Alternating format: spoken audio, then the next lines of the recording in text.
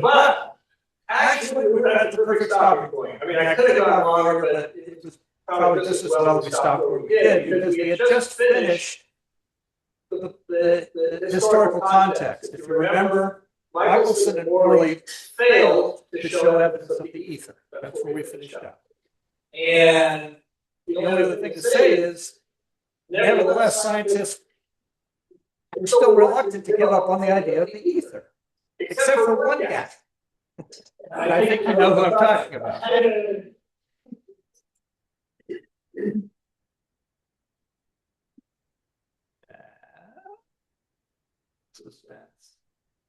There we go.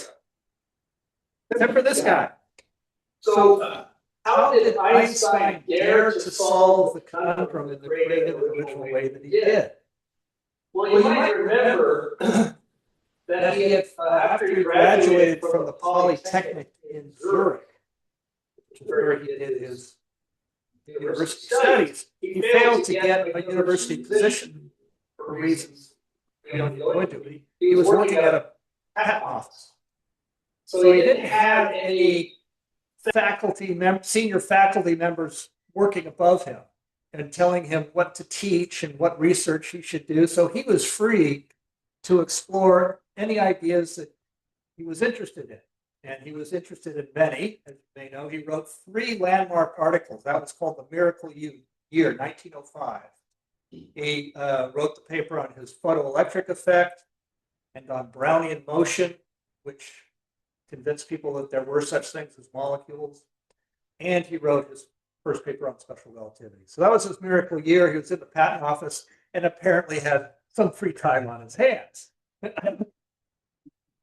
And so that was one thing. The other thing is, one of the Einstein's quotes that I like is he said once, and probably said it more than once, but he said, imagination is more important than knowledge.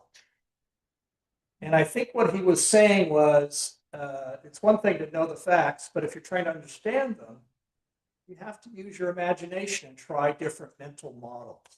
So I think what he was talking about in terms of imagination mental models was his favorite tool, the thought experiment. He was famous for thought experiments. He was not, there's the theoretical physicist and the experimental physicist. He was never in a laboratory, as far as I know. He was a theoretical physicist. Okay. So one of his thought experiments was something he came up with at age 16. Before he went to the university, he was already very interested in science, all kinds of science. He's just a very curious mind. And one of his favorite thought experiments at age 16, what does a light beam look like to somebody moving alongside it at the speed of light? So there he is on his motorcycle.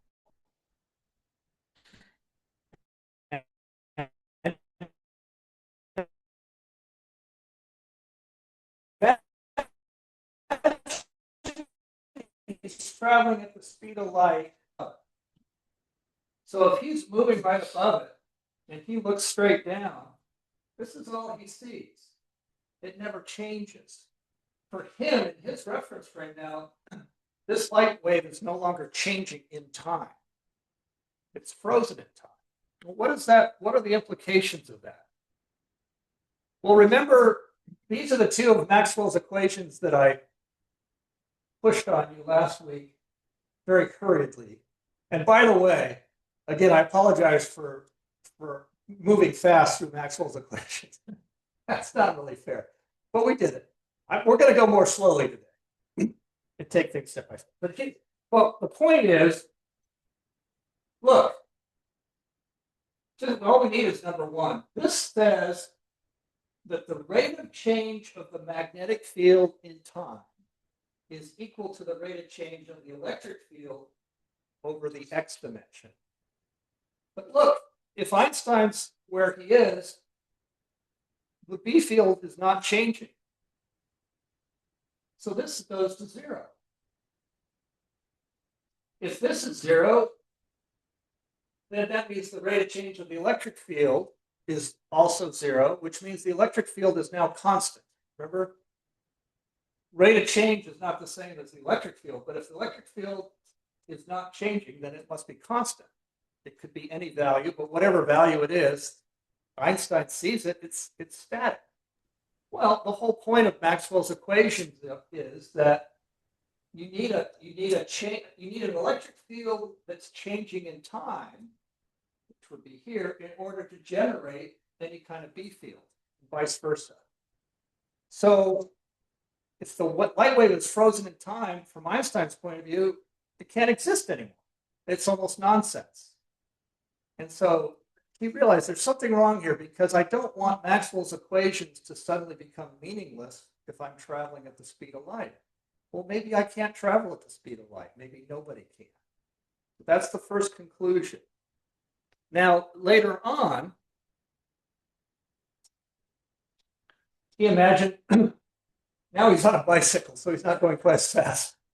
He's traveling less than the speed of light, but he's still traveling pretty fast, let's say. So light is still going past him, but logically it must be passing him at a lower frequency, just like sound waves. If you're traveling at a fast speed away from the sound source, the frequency goes down. That's still true with light. If you're moving away from the source, the frequency goes down. Okay. But we've already seen that Maxwell's equations irrefutably lead to the following result. And that is wavelength times frequency is this constant based on these two constants from experiments that we talked about. One related to the B field and one related to the electric field. So if this is a constant and the frequency goes down, then the wavelength must go up. And he accepted that conclusion. Why did that bother people? Again, they might have thought of this, but again, for them, if you remember about sound waves, it's the velocity in the medium that does not change. And if you're traveling away from the source and the frequency goes down, the velocity also goes down, but the wavelength stays the same. So for sound waves, the wavelength stays the same regardless of your reference frame. That's not true with light. It's the opposite. The wavelength goes up, but the speed of light remains the same. And so that's why light waves are nothing like sound waves or any other waves that scientists were familiar with. And so there's still a Doppler effect. The frequency goes down. That's what the redshift is. So there's still a redshift in with light, depending on whether the source is moving towards you or away from you. But the speed remains the same. Okay. So back to his postulates. He says, I'm going to accept Galilean relativity. Laws of nature are the same in all inertial frames of reference, but with one little tiny added piece of data. Light moves at velocity c in every reference frame, and that changes things. In a revolutionary way, although it's still true that it's going to be counterintuitive as we go forward because we're not used to anything moving close to the speed of light. And so in our daily world, special relativity is virtually irrelevant. So we can all go home now. Fine. No, it's virtually irrelevant in our daily world, as we shall see. But nevertheless, it is such a challenging puzzle, but if you can start to get comfortable with it, kind of a satisfying puzzle to follow Einstein's logic. And so I'll tell you up front, it is challenging. The math's not challenging, it's algebra, no more calculus. But what's challenging is developing an intuition so that you can look at the equations and match them up with a reality that's totally unfamiliar to you when things are moving close to the speed of light. So you'll see what I mean. Okay, so everybody ready to accept the challenge? Okay, so I like to start the explanation with something called a light clock. And the light clock was again another thought experiment, but it was constructed by one of Einstein's contemporaries, not Einstein himself, but I think it's a wonderful way to sort of get your feet wet. So what is a light? It's a hypothetical. There is no, well, nowadays there might be. But anyway, it's a thought experiment. So it's a very simple light clock. It's a box. This rectangle is a box, and the inside surfaces are perfect reflectors. And so what happens in a light clock is you initiate a light pulse here at the bottom, it goes up to the top and comes back down. So it makes a cycle. You can almost think of it as a pendulum, but with light. And every time it comes back down, there's another tick. And the clock moves forward one tick. So one cycle. And the distance, the length of the rectangle or the box is L. So what is the duration of one click? So, or 1 unit of time. 1 unit of time, we're going to call it TA. It's 2 times, the distance is twice L, so 2L divided by C. And to make our lives easier, remember we're going to adopt the convention. Did I mention this last time? No, maybe I didn't. We're going to adopt, or maybe I did. Maybe we're going to adopt the convention that C equals 1. C equals 1. 1 light second per second. Just makes our lives suddenly much easier. Now, whoever designed the universe was not concerned with how long a meter was. But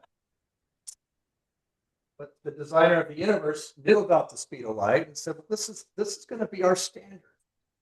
And so if light is our standard, we might as well just call it 1. Okay. So if C equals 1, then TA simply equals 2L. Very simple. Now we're going to put that light clock in a spaceship. And here's our spaceship. We've got, now we're making Einstein into an experimental physicist. He's in the spaceship. And he's going to watch what happens from his point of view. And let's imagine the spaceship is traveling with velocity v, which means nothing unless it's relative to something. So let's put in an adjacent space station. So here's the adjacent space station B, and it's very, very long. Imagine it that it's so long I couldn't fit it on the screen, and then it becomes itself a new reference frame. It's very easy to almost equate the space station with reference frame B. And here's Einstein in the spaceship, which is his reference frame, which is reference frame A. So if Einstein, or the observer in B, could watch the light pulse travel up and down, what would it look like to him? And its path would look something like this. So light clock from A's perspective and light clock from B's perspective. Let's see if this works. There it goes.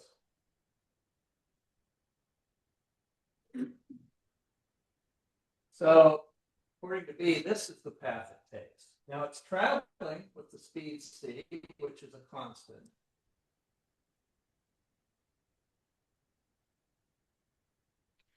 Now, one problem is, let me go back. If you have an observer over here at B, by the time the light clock is over here, you get into trouble with time delays. And so the best way to approach a problem like this is special relativity is to do it as follows. There it goes again. Okay. It's best to put in 2 observers in B because the first event is the beginning of that cycle. And the second event number 2, is the end of that cycle when the pulse comes back down. So now he doesn't even have to look at the pulse. So imagine, you have to use a lot of imagination. When the light clock is over here aligned with B1, and that pulse is just at the very bottom of the light box, at that instant, it sends a signal to B. And that happens essentially, say simultaneously, because because the light clock is aligned with B1, there's no time delay. So the instant that the light pulse leaves the bottom, B1 can record that time on his stopwatch or his clock. And then event number 2 over here, the light pulse comes back down to the bottom, and when it hits the bottom again, it sends a signal, and B2 records the time. So they have a very good way of determining the time duration from event 1 to event 2. And their clock, yeah, and then at the end, they can compare their notes.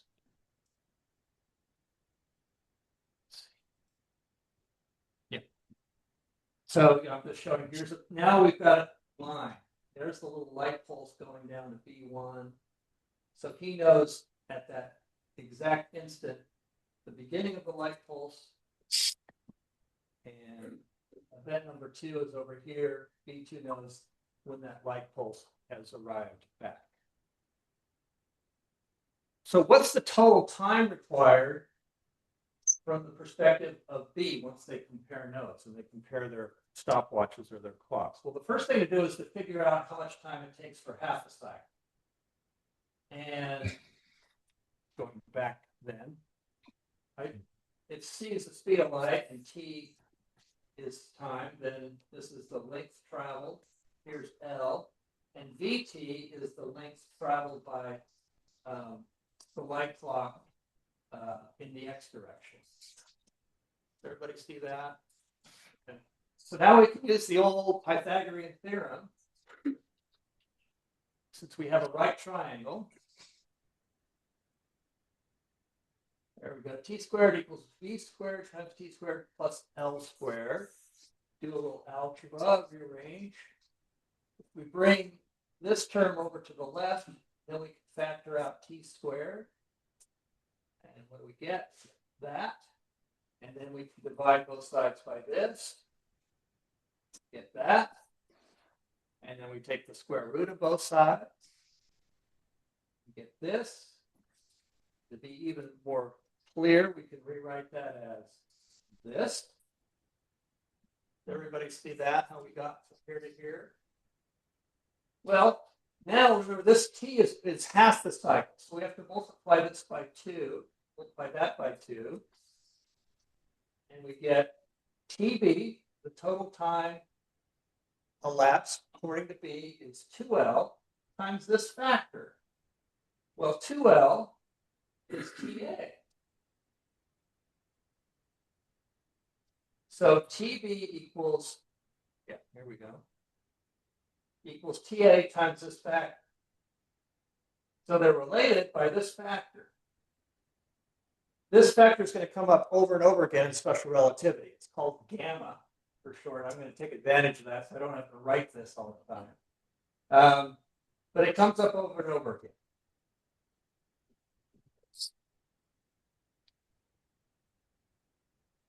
So the significance is this. Remember, C equals 1, and B is always less than 1. So V squared is always less than 1. 1 minus V squared is always less than 1. And the square root of something less than 1 is less than 1. So this is less than 1, but it's 1 over something less than 1. So this is always going to be a little greater than 1. Okay. And we'll come to an example. It might be if you're traveling at 0.6 the speed of light, 60% the speed of light, this factor is 1.25.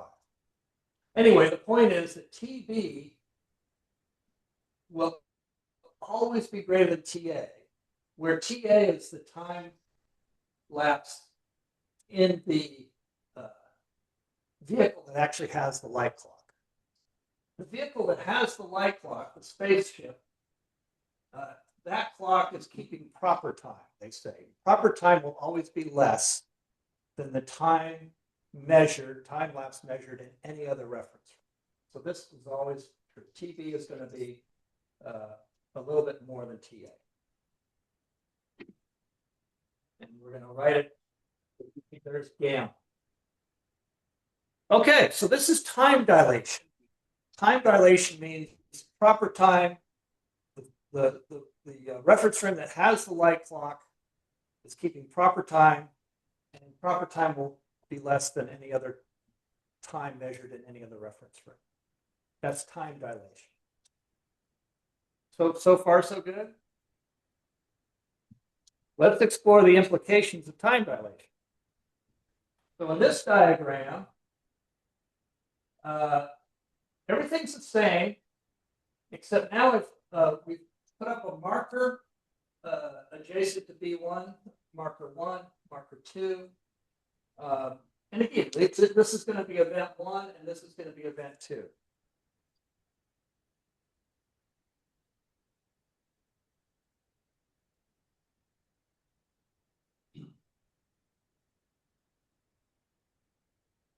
So B1 and B2 have synchronized their stopwatches. And again, I use the term stopwatch because we shouldn't be thinking in terms of 1 o'clock, 3 o'clock. What you want is running time. So a stopwatch, not a clock, stopwatch in seconds, because we're talking about light seconds per second. Okay. So remember, TA is less than TB. Let's multiply both sides by V. So VTA must be less than VTB. Okay.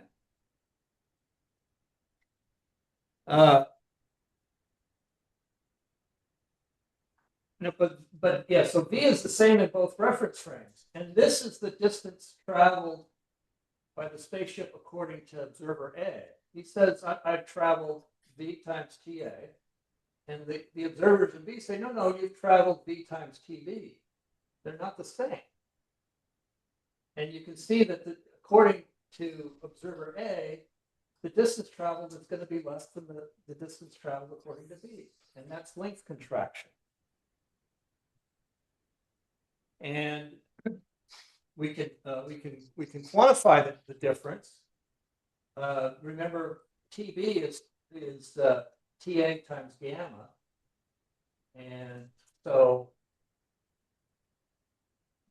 we can define, if we change that now just in terms of the distances measured, the distance according to A is going to be less than B, and that's going to, and distance B equals dA times this. And remember, this is greater than 1, right? So the distance measured according to B is going to be greater than the distance measured according to A. So time dilation and length contraction go hand in hand. This is probably the easiest way, I think, to show it. They go hand in hand, and in a way they compensate for each other. So that both people in both reference frames never disagree about the velocity. Although one might say, well, you're moving to my right, and the other would say, no, you're moving to my left. But the velocity is a constant. And we can say that dB, if you like, dB is the proper length. Because notice, the markers here are attached to the reference frame B. And so we would say this is proper length. And that's going to be longer than the length measured by any other observer in a different reference. So there it is, time dilation, length contraction. The light clock is a nice way to illustrate that. That's what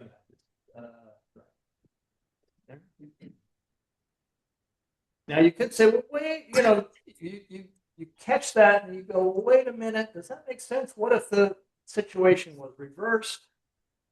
What if the light clock was here? And well, everything else is the same, but we put the light clock here. Then we would say that TB is the one that equals 2L over C, or just 2L. And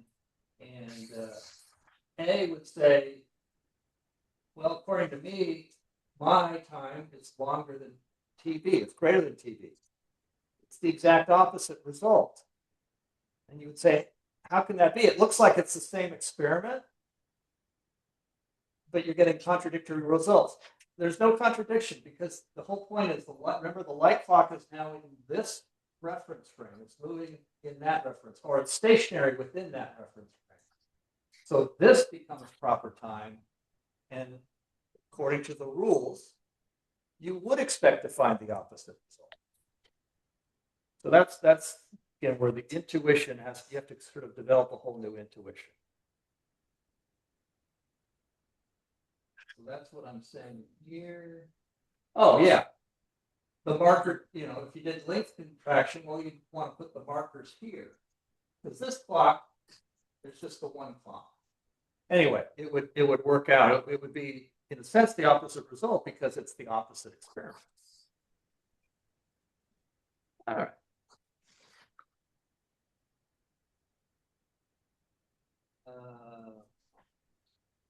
Okay, so how do you synchronize clocks? That's a challenge. And Einstein was very careful in his thinking, because if you don't know how to synchronize your clocks, nothing works. So, for example, the obvious thing to do would be to say, okay, here's observer B2. We're going to send him over here, but first let's synchronize our clocks or our stopwatches. Let's hit the button on the stopwatch and it starts at 0 and 0, and we'll send B2. What? That's the wrong way to do it. I'm listening to something. Yes, I am. Sounds silly, but as soon as B2 starts walking this way, or he gets on his little people mover, because this is a long way away, by the way. You'll see that in order to get any result. Anyway, but theoretically, even though he's walking, he's no longer in the same reference frame. So his clock is not going to progress at the same rate as his clock. So by the time he gets way over here, they're no longer synchronized. So here's what you have to do. You've got to put him over here first. And you have to very carefully measure the distance d. Now, a light second is a very long length, a light second. But imagine we don't care about that. What they have here, they have a measuring rod that's exactly 1 light second in length. And so they carefully measure the distance d in light seconds. And let's say it's 50 light seconds. So he starts his stopwatch and sends a signal at the speed of light to B2. And B2 knows that when he receives that light signal, his stopwatch has to start at 50 seconds.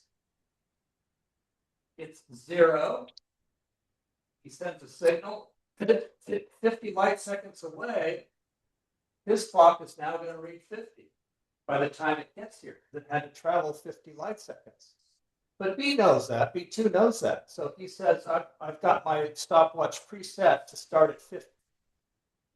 Now they're synchronized. At that instant in time, his stopwatch says 50 and his says 50. So that's the first thing. It's totally counterintuitive that you have to go to that level of difficulty to synchronize the clocks properly, but that's what you have to do. Yeah. So, isn't it, what I've always understood was that if something compared to something that's stationary on, say, planet Earth, if you could move close to the speed of light, the experience that you have of time is slowed down. It's not slowed down into you, but it is relative to the people who are left on the planet. Well, number one, you're right. The experience is the same. If I'm in a spaceship traveling at 0.9 the speed of light, but if I can call them up, you read, right? they're gone. Well, all right.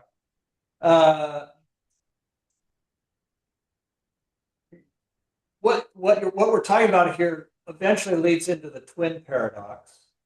I don't want to go to the twin paradox. If we have time, we'll do that later. But what you're describing is what I've just described. The person on Earth is standing still according to him, and the spaceship is moving at some speed nearby. Well, the person in the spaceship says, no, that's not true necessarily. I'm the one who's stationary, and planet Earth is moving the opposite direction. So they're going, if there was a way for them to compare notes easily, they would disagree about whose clock is running fast and who's running slow. But it's very difficult to communicate because they're traveling so fast. They have to use radio signals that are also traveling at the speed of light. There's all kinds of time delays. And if you look at how people have struggled with the twin paradox, it'll just drive you nuts if they're measuring. Anyway, forget it. But what you're saying is exactly what I'm saying. Just substitute for planet Earth, reference frame B, and for the spaceship, it's still reference frame A. Time is moving at different speeds. If you're in a, let's say you're in a third reference frame and you're watching what happens, the clocks would have to move at the same speed, so that adds another layer of complexity. Everything depends on your frame of reference. And how you see is different than how the person in the other reference frame sees reality. Yeah.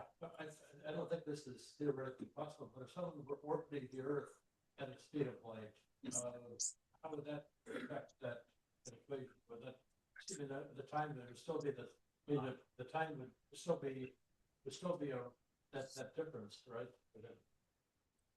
Well, that's where again, now you're no longer talking about an inertial reference frame because it's going in a circle. This only applies to inertial reference frame. You have to be an inertial reference frame, you have to be traveling in a straight line. And that's, again, just to skip ahead, that's one of the problems with the twin paradox. You've got all kinds of problems going on where special relativity doesn't really apply, because the whole idea is they start out at the same place, at the same moment, and one guy speeds off, but he has to accelerate. And then when he gets to a certain point, he has to decelerate, turn around, come back, accelerate again. Whenever you accelerate, you're no longer in special relativity. You're in general relativity. Now, it turns out that clocks slow down when you're accelerating or when you're in a gravitational field. So the twin paradox, I think, is just confused students unnecessarily because it's not special relativity. Okay. So again, that's why it's hard to come up with real world examples in special relativity. It doesn't exist. And that's why Einstein says, well, wait a minute, I need to invent general relativity. Well, that took another 10 years or so. That was a little trickier. So I swear I will never give a talk on general relativity because that's way beyond my ability to understand. Okay. So we're making good progress. Okay, so I don't know if this might get a little tedious or not. One thing I can say is, if you're really curious about what the implications are of what we just talked about, time dilation, length contraction, the handout that I'm going to make available is word for word and slide for slide the presentation I'm giving you. So it's like having the best lecture notes you could have. And you can always go back if you're curious. How did that work? Does that work? That's up to you. I'm not, but I will say what I'm going to say next is pretty mind-bending stuff.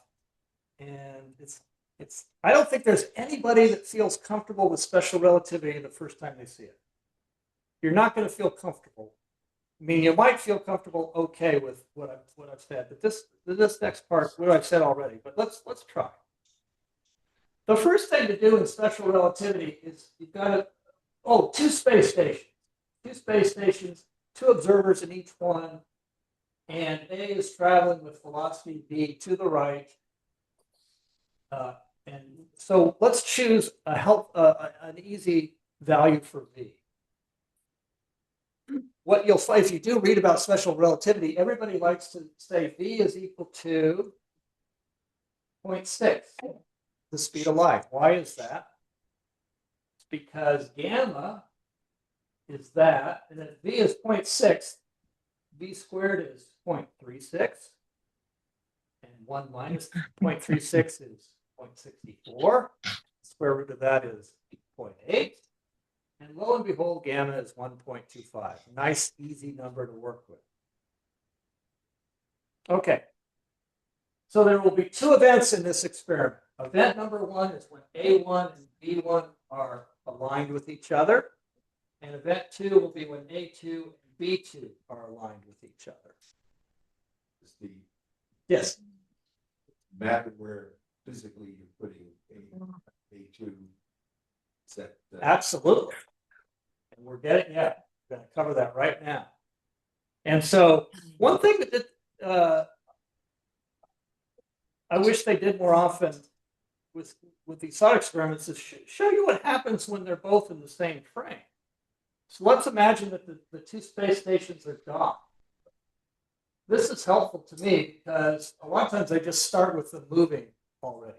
But when they're docked, what they can do is A1 and A2 can climb into this space station and they can all measure the distance from B1 to B2, and they're going to agree that it's 50 light seconds. And they have their light second measuring rods. These guys have their light second measuring rods, and they put them together and they go, yep, they agree. So far, so good. Now, so as I say, they position B2 50 light seconds away from B1. Call that DB. And I'm showing this here, but we don't know where they're going to put A2 yet. That's where he should be. But let's find out. So A1 and A2 get back in their space station and they take off. And they have to accelerate and they have to turn around and maneuver. But by the time they're ready to start the thought experiment, they have positioned themselves so that they're traveling at a constant speed. So they're in an inertial reference frame. Now, they knew there was no point trying to synchronize their stopwatches between the two because they were going to become desynchronized anyway. But right before the thought experiment starts, the B observers synchronize their stopwatches and the A observers synchronize their stopwatches. And I showed you how to do that. Okay. Now, let's say that the A team is already sort of ahead of the game, and they've already done their calculations, and they figured out where do we want to put A2 so that this event and this event are simultaneous. And if you study special relativity, you hear the term event used over and over again. An event is something where the two observers, one in a reference frame and the other in another frame, they're very close or they're almost in identical location. Okay? Then they can agree on something. But if they're in a different location, it's hard for them to reach any agreement. It's like two different realities. But as long as they're in the same location, they'll agree. Hey, you're across from me and I'm across from you. We agree that we're in the same place and we agree that this is an instant in time. It may be a different instant in time in terms of your clock, but we agree, whatever your clock says, we agree that we're here at the same time in the same place. That's an event. Okay, so event one, and they want, the A team wants this event to be simultaneous with this event. And so this is where, to your point, where do they want to put A2 in terms of their reference frame? Well, dB, this is the proper length that was measured here.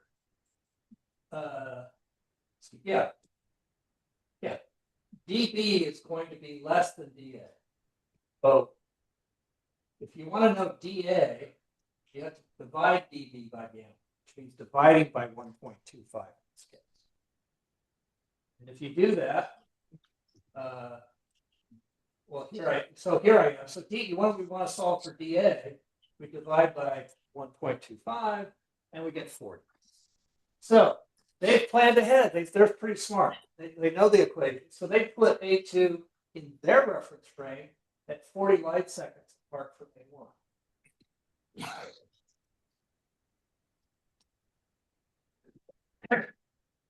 So in this reference frame, event one and event two are simultaneous.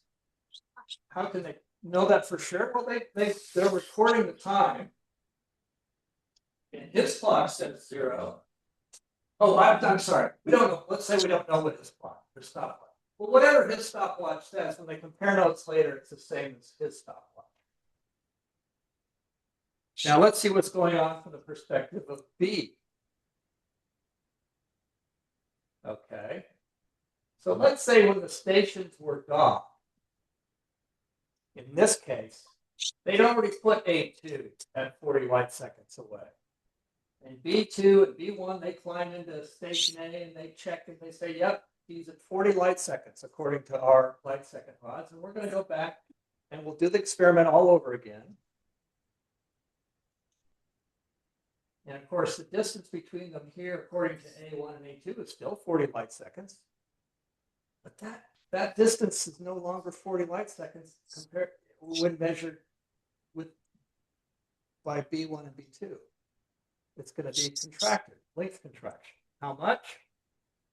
Let's call it dA prime, the distance at A as understood by B. And it's going to be, Sam's had a problem, dA prime times gamma is 40. Well, dA prime equals this divided by that. And it's 32 light seconds. Does that bother anybody? That bothers me.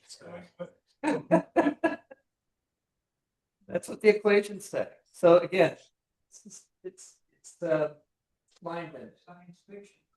Yeah. No, well, it's the stuff of science fiction, except it's not science fiction, it's science fact. Right. But if you made a movie out of this, the audience would go, no, that's not right. That's crazy. So imagine Einstein writing this and kind of knowing that if anybody who looks at that paper the first time around is this guy's crazy. He's working at the patent office, so let's not take him too seriously. Anyway, it's correct. It's correct. Well, what does that mean? So according to the B observers, A2 is way back here. Well, if he's at 32 and he's at 50, it's going to take, he has to go another 18 light seconds to get to B2. How long does that take? Well, 18 light seconds at the speed of 0.6. It's going to take him 30 seconds to get from here to here. So by the time he gets here,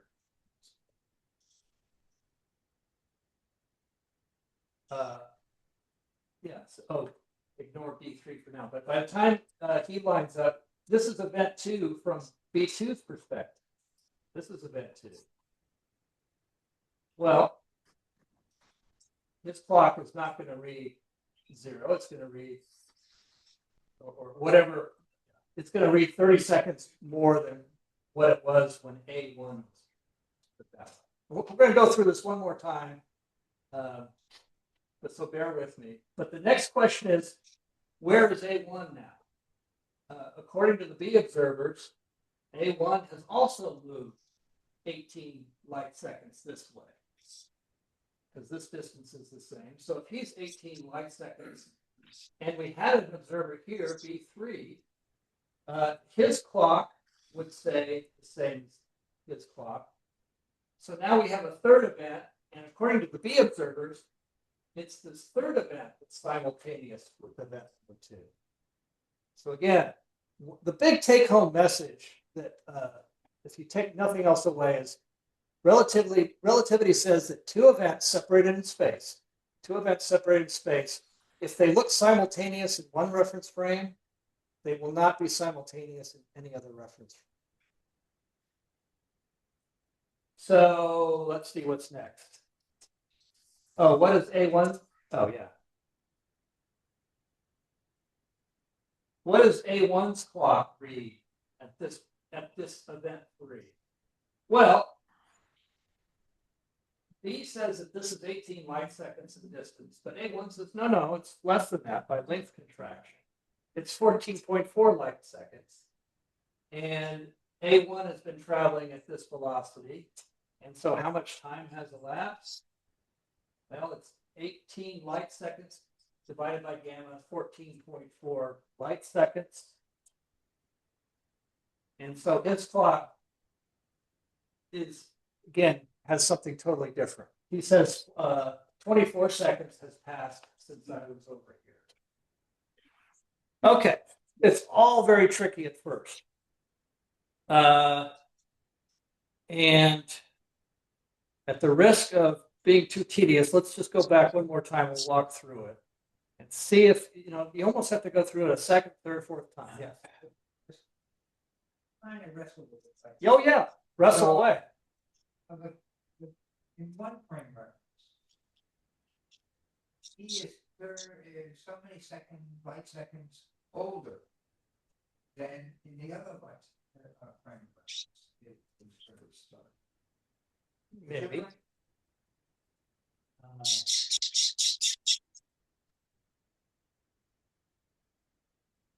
How do I want to answer that?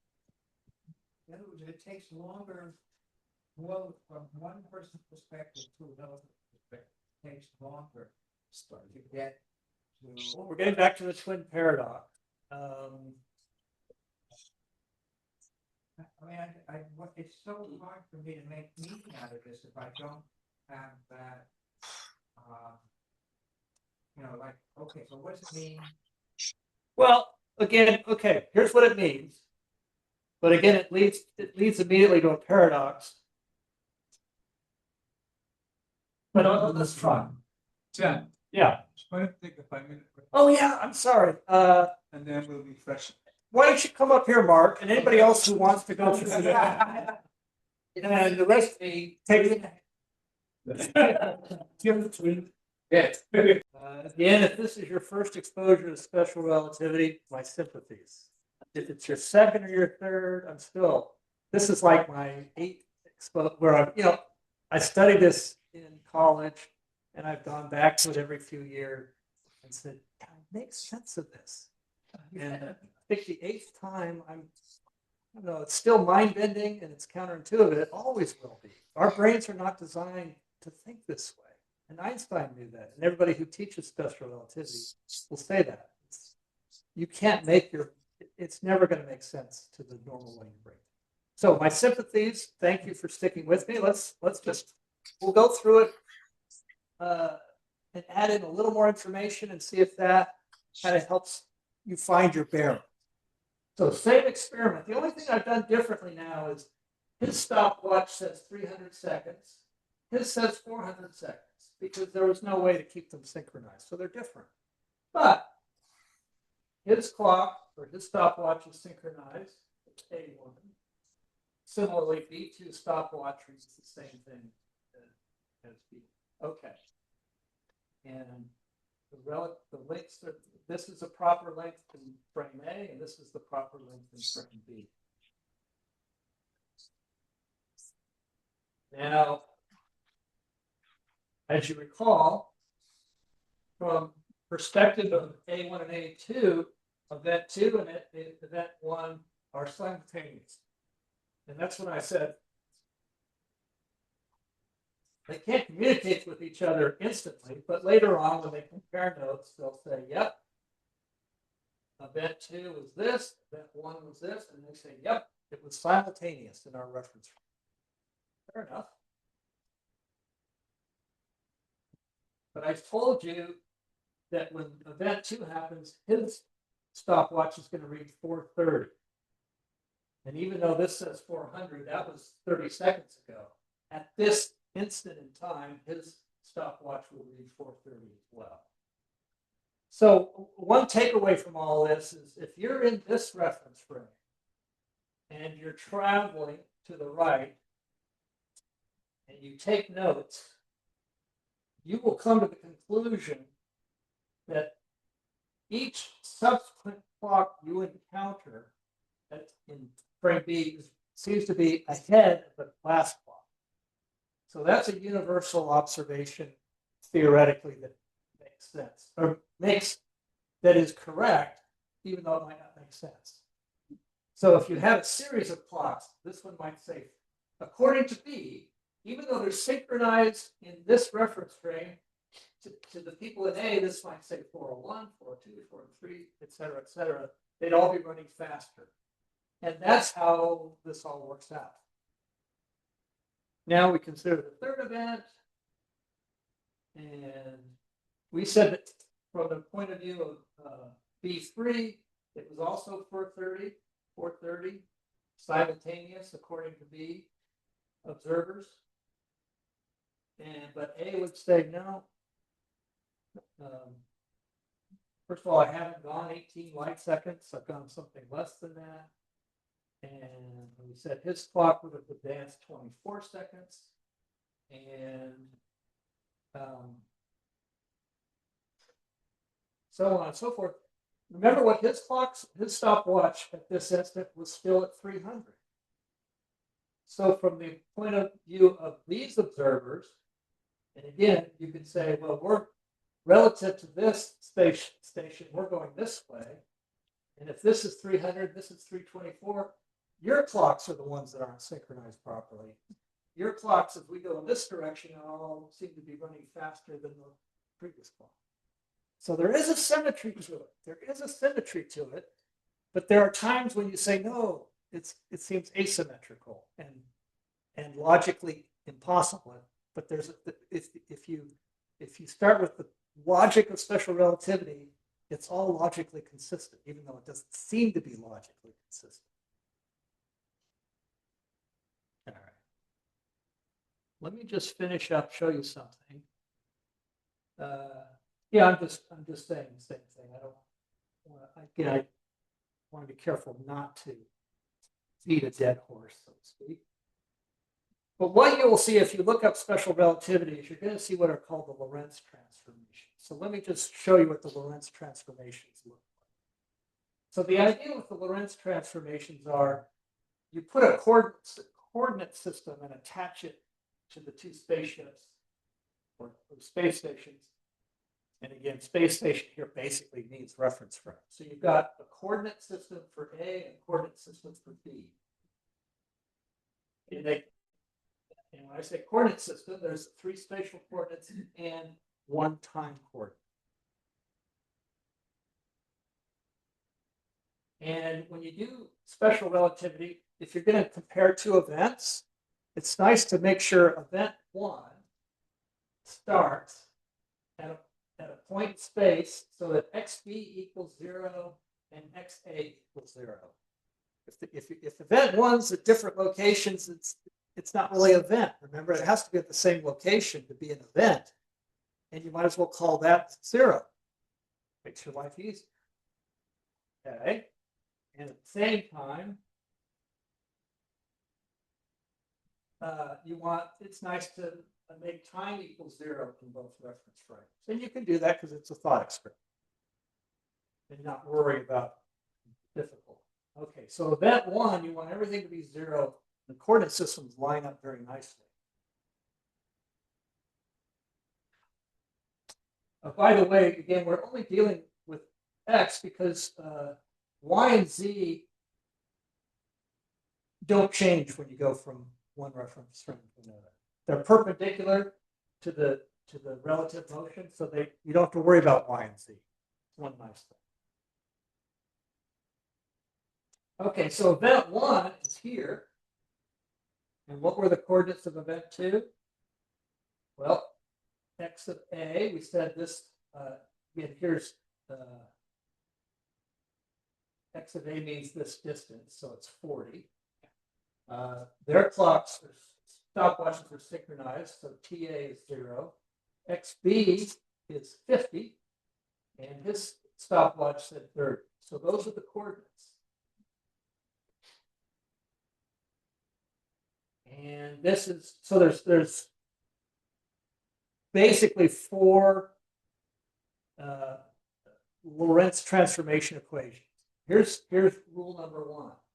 The point is, gamma appears in each of these formulas, and each formula contains 3 of the coordinates. And so if you know any two, you can figure out the third. So let me show you how that works. This is rule number 1. And by the way, I'm not going to show you how to derive the Lorentz transformations. That's difficult. But if you're really interested in this, just quick digression. The way I got comfortable with special relativity this last time was I looked at a series of videos by Leonard Susskind. He's a professor of physics at Stanford. And about 12 years ago, he taught a class to adults. This is probably the Stanford Adult Education, Continuing Education Program. He taught a quarter of classical mechanics, a quarter of quantum mechanics, a quarter of special relativity. And in that, I looked at his maybe 10 lectures on special relativity. And in lecture 1 of special relativity, he derives the Lorentz transformations. And he does it in a step-by-step manner that's something you can follow. And he does it using Einstein's logic. And you can see how to derive these Lorentz transformations. And again, you look at it and you go, it's on the one hand still Greek to me. Doesn't make sense really. I can't intuitively understand it, but you just showed me how you derive this. I can't argue with you. So Are those online? well, I'll send the link again so that you have the link, and you can get the link from Doug. And it's really, again, if you like this stuff, it's very satisfying to see how somebody derived the Lorentz transformations from scratch.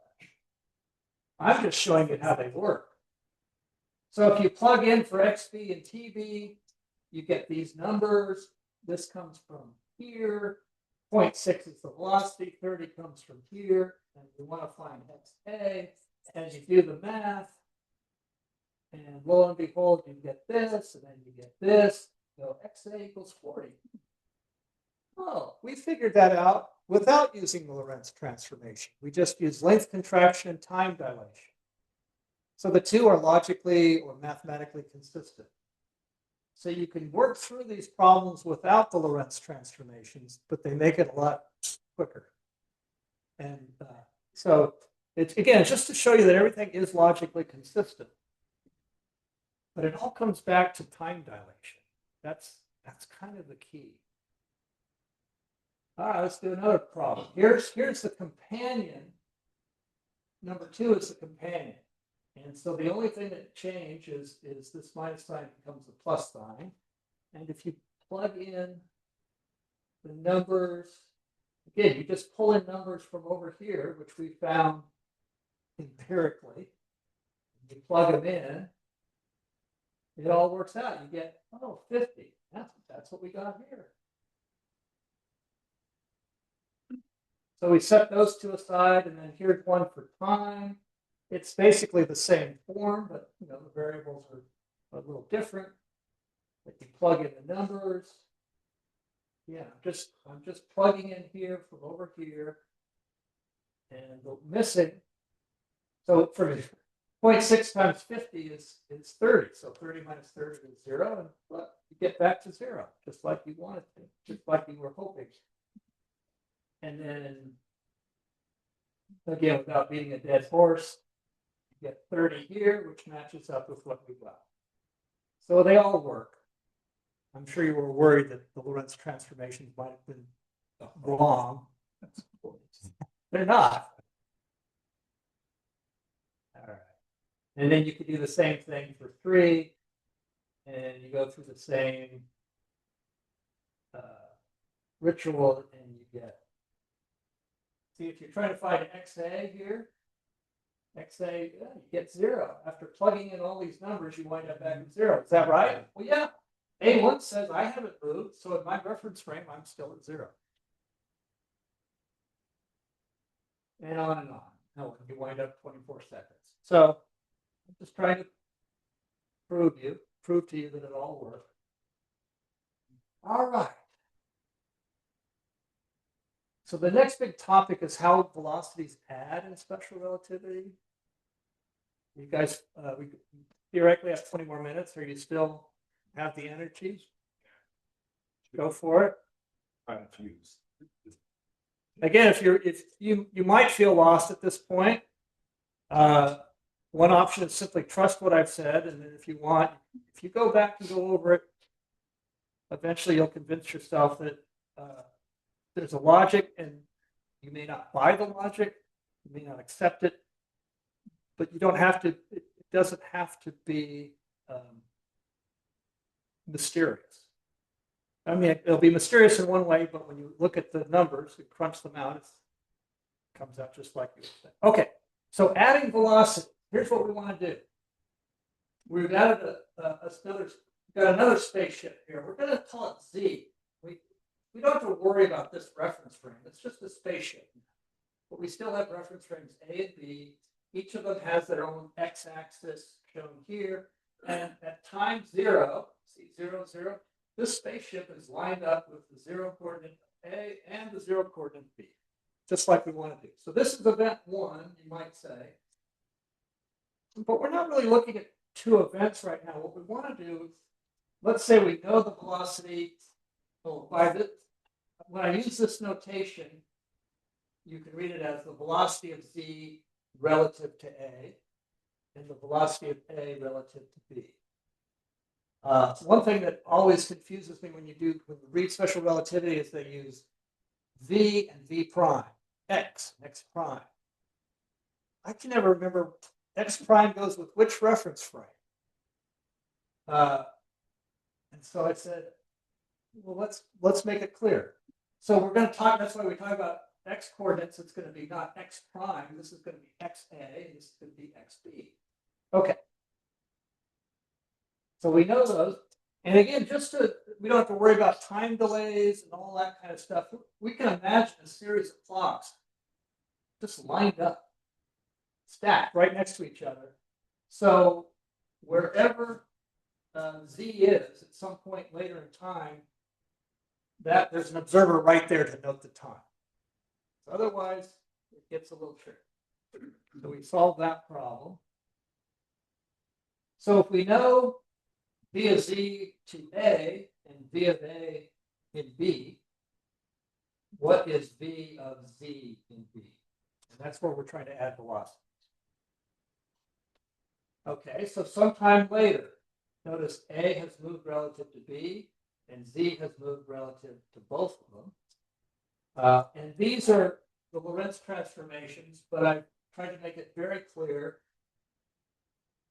by when I put a velocity here, you know which velocity I'm talking about. So those are the Lorentz transformations. The transformations depend on this velocity. Okay. And the next important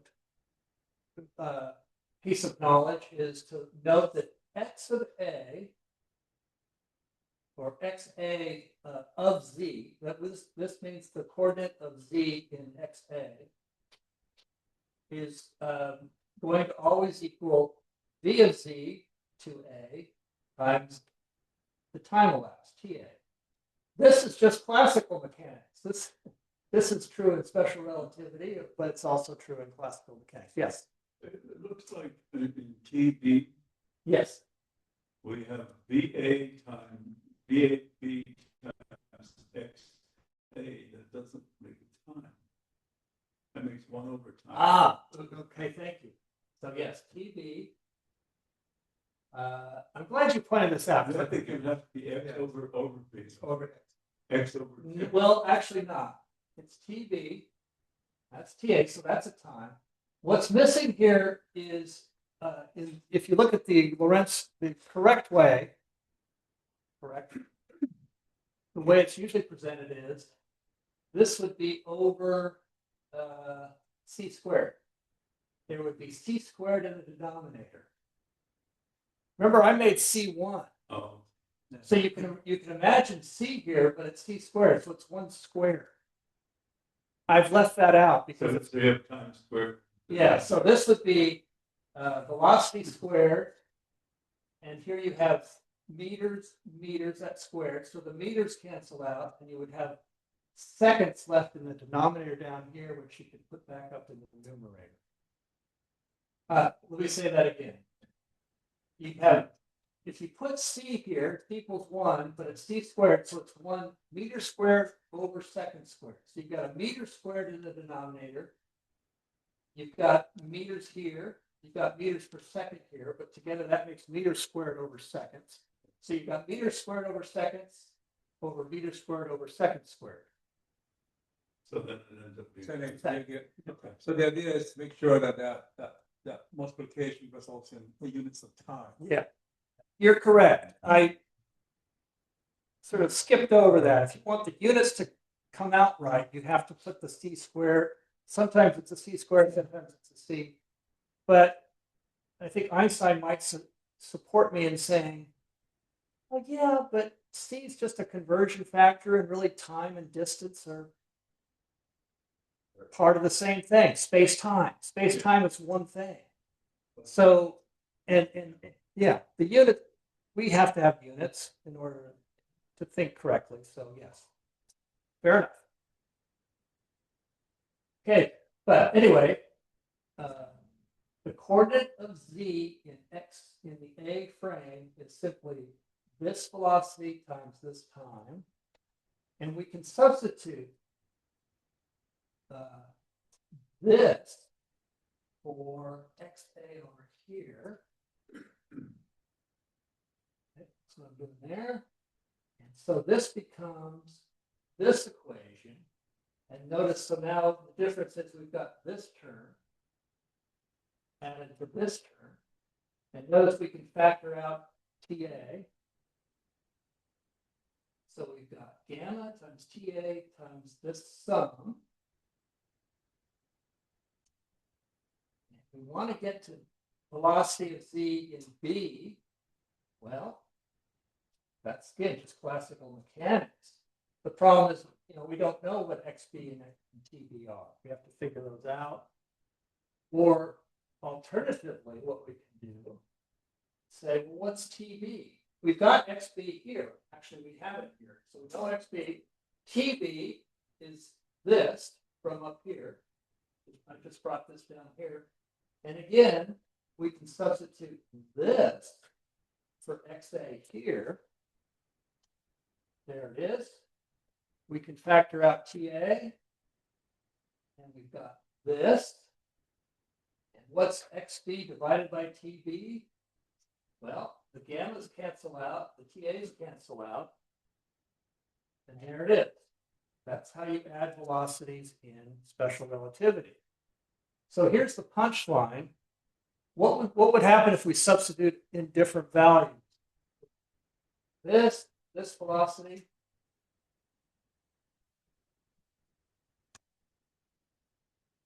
This is, let's say there's some fraction of the speed of light. This is 0.00003. And I chose that because this, as a fraction of the speed of light, that equals about 1,000 meters per second. That's the speed of a bullet from a high-powered rifle. So think of this as the speed from a high-powered rifle. And let's say we have a spaceship going at that speed, then a bullet is fired out of the spaceship. Well, let's plug this number in up here. Okay, so we'll plug it in for here, here, here, here. You would find that the velocity of z in B would be, well, the sum of this is 0.0006. And it's divided by this. This is a very tiny increase above 1, a negligible increase. So really, even at high speeds compared, from our point of view, the speed of a bullet's pretty high speed. When you add them together, relativity still doesn't really matter because the denominator is essentially 1. So these add just like we would normally add in Galilean relativity. Let me remember this. Okay, the velocity of the ball in the shore frame is the velocity of the ball in the ship frame plus the velocity of the ship in the shore frame. Just simple addition. Well, if you're adding the speeds of something equivalent to the speed of a bullet, it's still Galilean relativity. So that's why in our world, you would never be able to measure that, even when you're dealing with bullets. But if you could go at the speed of close to the speed of light, let's say v of z and a and v of a and b are both equal to 0.9, well, you add those two together, you get what? You get 1.8. When you multiply those two together, you get 0.81, 9 squared. So you get 1.8 divided by 1.81. It's still less than 1. Again, if you were just doing Galilean relativity, you'd say, okay, the velocity is 1.8 times the speed of light. Einstein says, no, you can't do that. But my equation works out. This denominator compensates, so the velocity of z and d is still less than 1. Yes? Did you mean in the left equation to make that b of z, piece of z of a, or relative a equals b, a, b, rather than... Oh, yes, I'm sorry. You're right. I did that part. Thank you. Gosh, yeah, that's a mistake. It should, this plus sign should be, sorry. Plus sign, substitute as equal sign. They're both 0.1.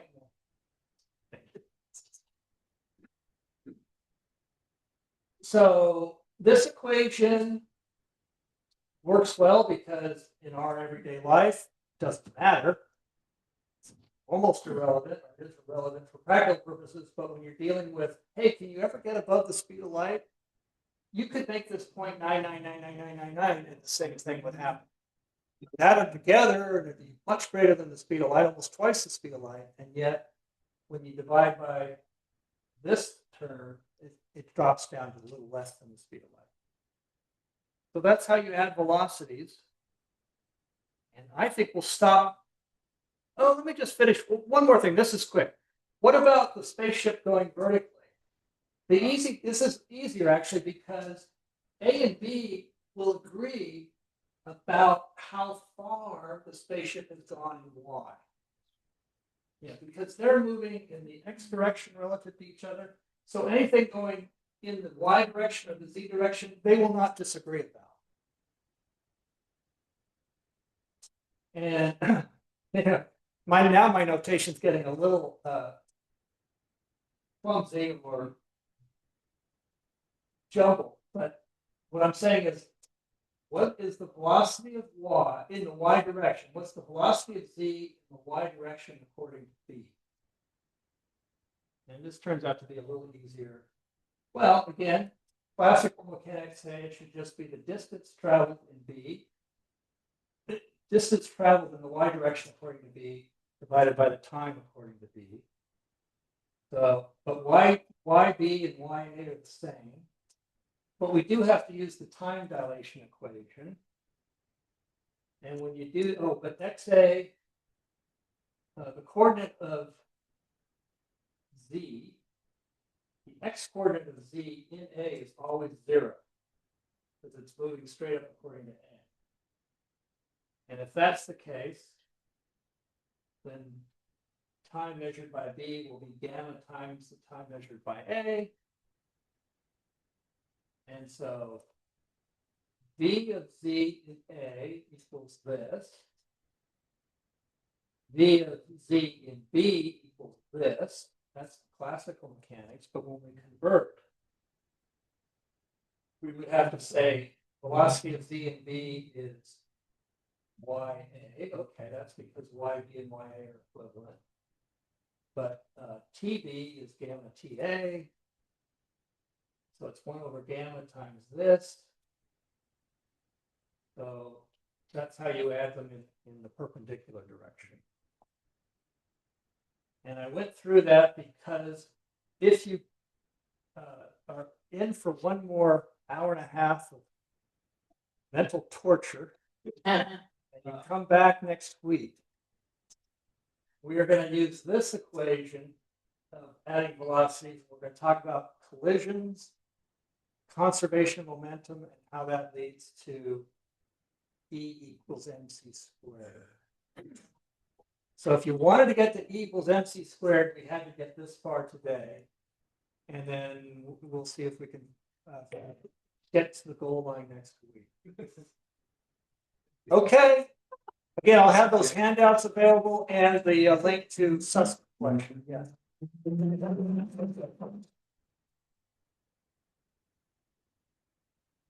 By the way, feel free to give your honest